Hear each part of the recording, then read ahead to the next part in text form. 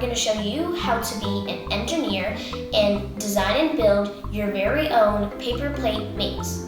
Here are the things you'll need: some Play-Doh, a bead or two if you need it, and of course your main ingredient, the paper plate. So the first thing you are going to do is you're going to get your Play-Doh out. I chose blue. And we are going to divide it into a couple chunks and roll them out into thin snake-like things.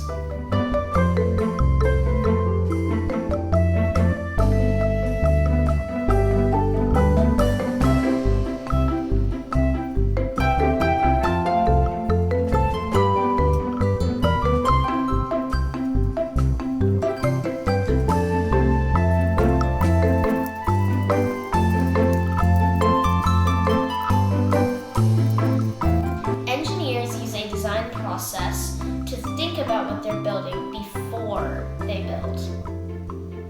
So now you're going to grab your paper plate and look at it for a second. Think about what you can build. And then you have your idea, put it on the plate, and you've got a maze.